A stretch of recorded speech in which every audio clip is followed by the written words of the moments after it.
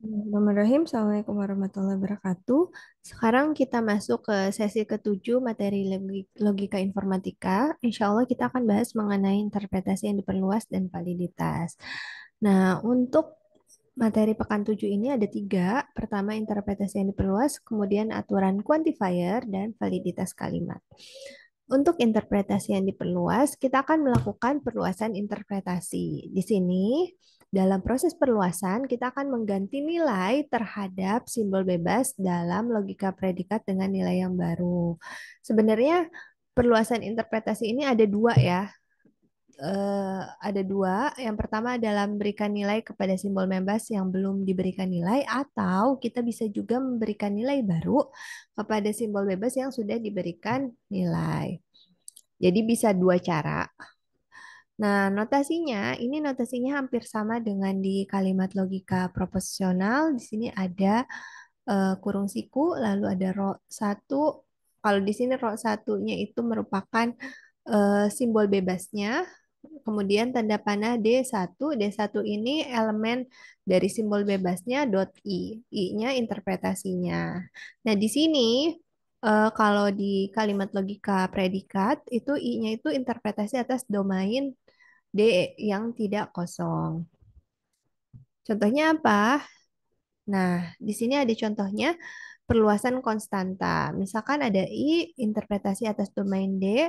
Nah, untuk melakukan perluasan terhadap konstanta, misalnya A, konstantanya, maka dituliskannya kurung siku A, tanda panah D. D-nya ini adalah sebarang nilai yang diambil dari domain D.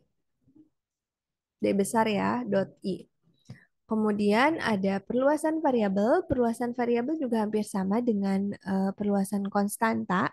Jadi nanti ada kurung siku X, X-nya variabel yang akan kita berikan nilai baru atau baru kita berikan nilai, D-nya kita ambil dari domain D sini, dot I.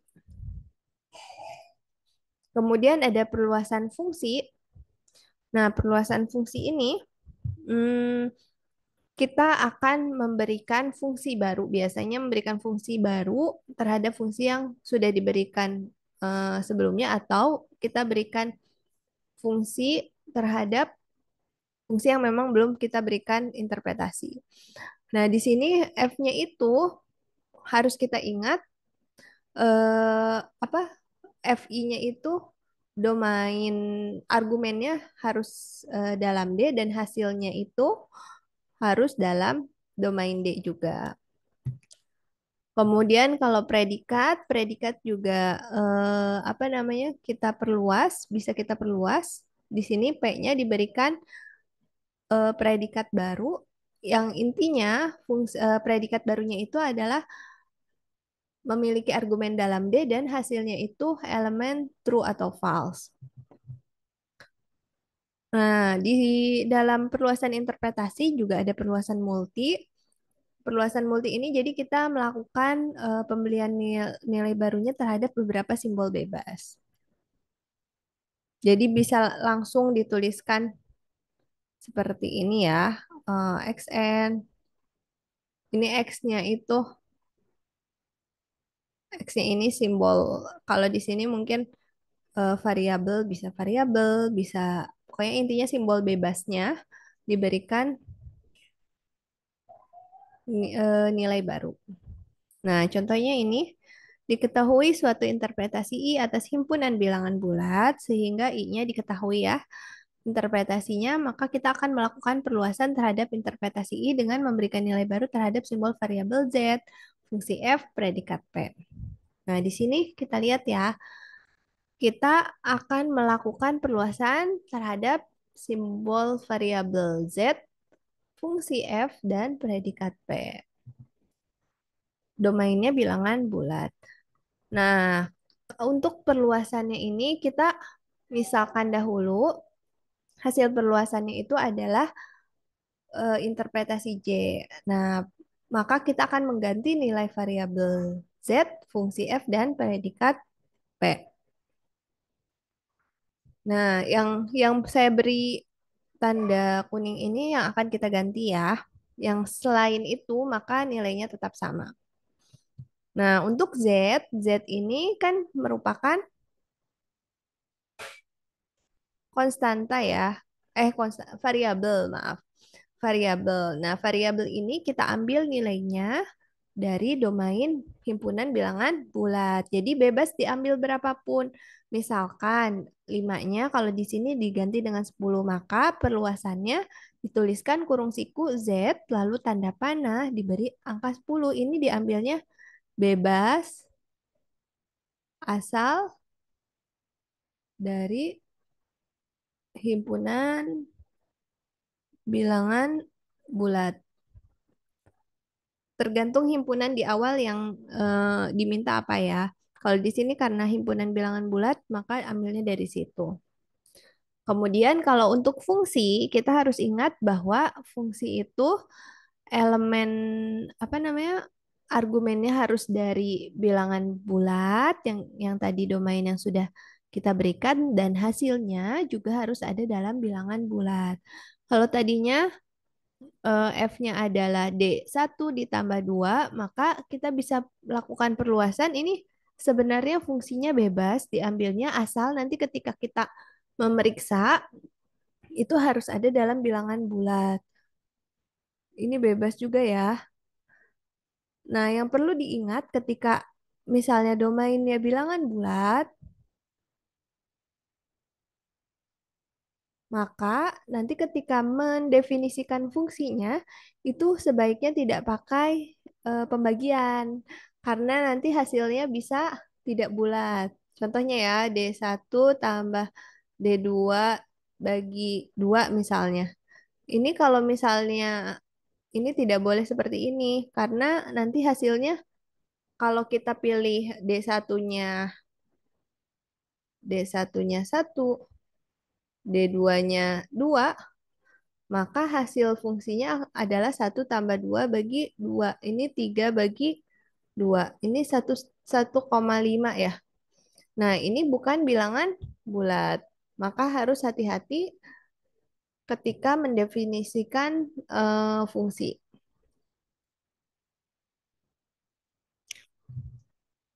Kemudian kita juga melakukan perluasan predikat. Intinya kalau ketika melakukan perluasan predikat itu hasilnya adalah true atau false. Nah, argumennya harus ada dalam himpunan bilangan bulat.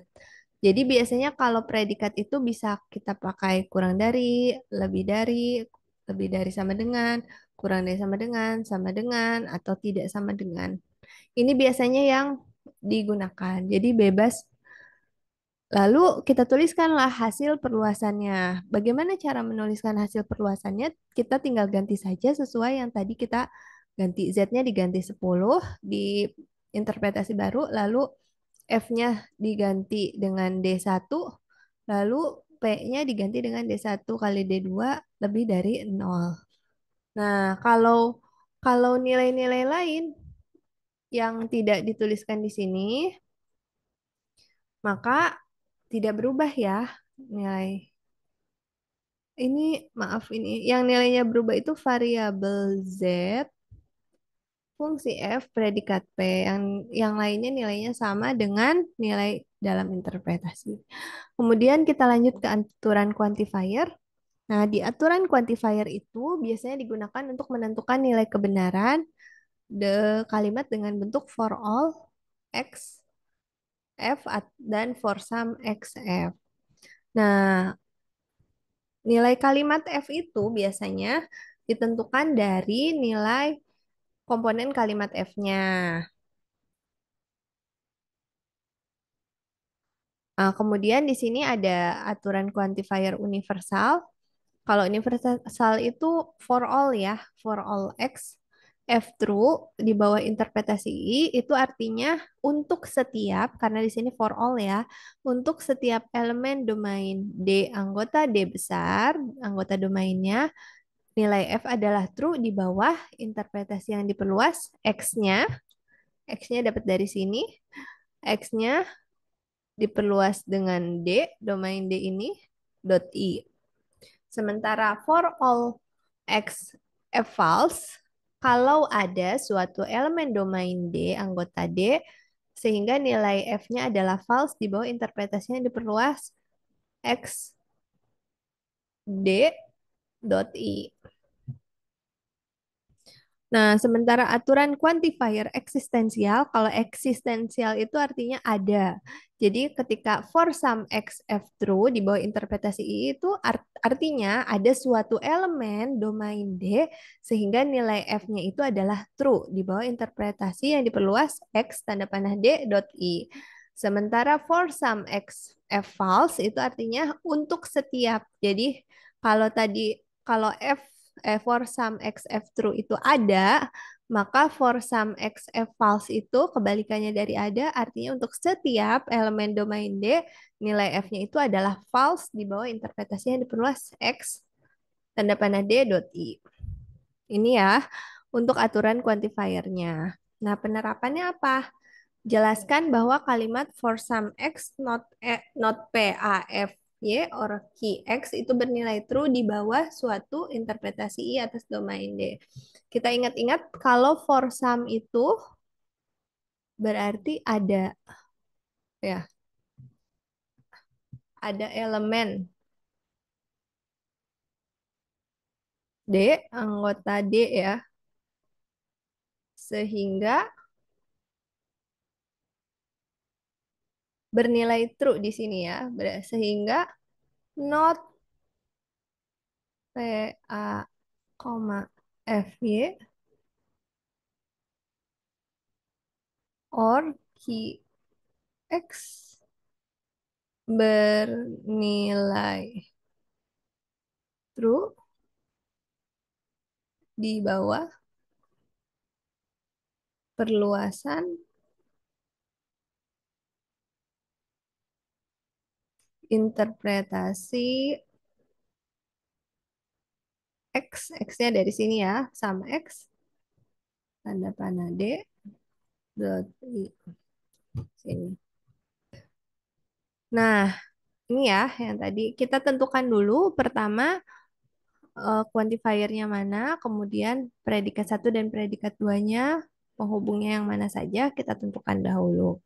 Setelah itu, untuk memperhatikan for some X itu, kita harus menunjukkan tadi ya, ada suatu elemen bahwa F-nya itu bernilai true di bawah interpretasi yang diperluas. Nah, sebelum membuktikan ini, kita harus tentukan dahulu domainnya. Domainnya apa nih? Kalau di sini saya beri contohnya, domainnya himpunan bilangan real. Lalu kita tentukan interpretasi dari kalimat ini terlebih dahulu. Jadi selain domain, kita harus mendefinisikan interpretasinya untuk membuktikan bahwa dia adalah bernilai true. Interpretasinya A-nya kita ambil dari himpunan bilangan real, misalkan di sini 0,1, Y-nya juga 0,2, terus ini F-nya didefinisikan argumennya dari bilangan real dan hasilnya juga bilangan real, P-nya dan Q-nya itu argumennya harus dari bilangan real dan hasilnya adalah true atau false.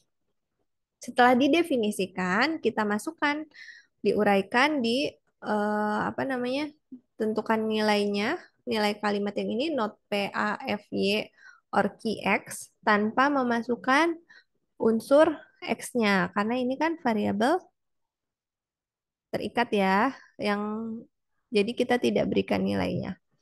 Di sini kita masukkan FY-nya apa? Karena A-nya dipilih 0,1, Y-nya 0,2, FY-nya Y tambah 0,5 sama dengan 0,2 tambah 0,5, 0,7. Kemudian kita tentukan nih nilai PAFY-nya. Ternyata diperoleh A kurang dari FY 0,1 kurang dari 0,7. Hasilnya true. Nah, terus kemudian kita tentukan not PAFY-nya hasilnya false. Nah, karena kita ingin apa namanya memperoleh di sini kan false. Kita tentukan yang key-nya dulu ya. Key-nya itu kita masukkan x-nya dituliskan sebagai x karena dia variabel terikat, maka dituliskan x kurang dari x ditambah 1 dari ini ya. Dari aturan Key ini karena yang dicapai itu adalah bernilai true, not P, A, F, Y, or key X-nya nilainya true. Tadi kan di sini sudah diperoleh ya. Yang sebelah sini nilainya tadi apa? False. Betul? Nah, yang ini karena hasilnya ingin jadi true, berarti ini hasilnya harus true. Key X-nya. Nah, jadi kita harus memilih X yang menyebabkan kalimat ini true. Maka di sini saya masukkan sebenarnya dari sini ya, X kurang dari X ditambah satu. Ini X-nya dipilih sehingga kalau misalnya dimasukkan itu hasilnya itu adalah true. Nah, contohnya apa? Contohnya saya ambil di sini X-nya negatif 3. Negatif 3 kurang dari negatif 3 tambah satu. Negatif 3 kurang dari negatif 2. Begitu ya. Maka hasilnya adalah true di sini. Boleh juga X-nya dipilih yang lain. Intinya kita harus menunjukkan bahwa akan ada nilai X yang menyebabkan kalimatnya bernilai true. Begitu ya. Nah, karena di sini kesimpulannya, karena ada X sama dengan negatif 3 yang menyebabkan key X-nya bernilai true, maka hasil kalimatnya bernilai true di bawah interpretasi I atas domain D. Kemudian kita lanjut ke validitas kalimat. Nah, untuk kalimat logika predikat, validitas kalimat ini didefinisikan khusus untuk kalimat tertutup. Jadi kalimat yang tidak memuat variabel bebas. Nah, kalau validitas kalimat disebut valid, kalimat tertutupnya disebut valid itu jika F-nya itu bernilai true pada setiap interpretasi untuk F. Nah, pembuktian validitasnya itu bisa menggunakan aturan semantik atau pakai PBF lagi ya, proof by falsification. Jadi diasumsikan kalimatnya tidak valid lalu menemukan kontradiksi. Pembuktian kalimat tidak valid juga bisa menggunakan aturan semantik dan menemukan interpretasi yang menyebabkan kalimatnya bernilai false. Atau mengasumsikan kalimatnya tidak valid, ini PBF lagi ya, dan tidak menemukan kontradiksi. Contohnya penentuan validitas kalimatnya dari kalimat ini, kita harus lihat dulu kalimatnya apakah sudah kalimat tertutup atau belum. Di sini kan ada variabelnya, cek dulu ya. Variabelnya ada X di sini. X-nya ini sudah terikat oleh for all ya. Jadi X-nya ini variabel terikat. Nah, karena di sini variabelnya hanya ada variabel terikat, maka ini kalimatnya tertutup. Lalu asumsikan bahwa si F ini tidak valid.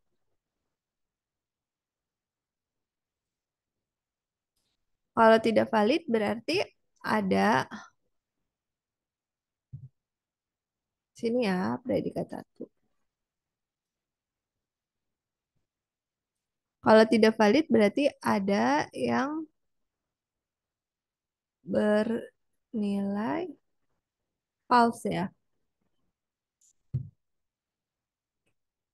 di sini. Maka kalau nilainya false dalam aturan if then itu kalau klausa if-nya bernilai true dan klausa then-nya bernilai false. Nah, di klausa if ini ada for all x, px bernilai true berarti dari sini ya. Artinya untuk setiap elemen domain D anggota D, nilai px-nya adalah true. Sementara klausa then PA-nya bernilai false di bawah interpretasi yang diperluas XA.I. Nah, karena di sini for all x, px itu bernilai true untuk X-nya berapapun di anggota D, ya, maka ketika kita ambil elemennya itu D sama dengan A, harusnya PA-nya bernilai true juga, karena kan di sini, ya. Kalau misalnya kita di sini X-nya anggota D, terus D kecil juga anggota D kan. Misalkan kita ambil X-nya itu sama dengan D sama dengan A. Berarti ketika di klausa if, PX-nya itu sama dengan PD sama dengan PA. Ini sama dengan nilainya true. Tapi ketika di PA di sini, PA ini nilainya false. Maka karena ada apa namanya? Ada kontradiksi di sini. Tadinya katanya nilainya true tapi ternyata false, maka asumsi yang awal yang tadi bahwa kalimat ini ada yang bernilai false harus diingkar. Jadi ini bersifat valid. Begitu ya. Jadi intinya kalau menentukan validitas itu bisa menggunakan proof by falsification. Jadi diasumsikan salah terlebih dahulu baru dicari kesimpulan kontradiksinya. Kalau ada kontradiksi berarti asumsi awalnya perlu diingkar dan nanti kalimatnya bersifat valid kalau dalam validitas kalimat. Begitu ya untuk penjelasan sesi 7. Semoga bermanfaat. Sampai bertemu lagi di sesi berikutnya. Assalamualaikum warahmatullahi wabarakatuh.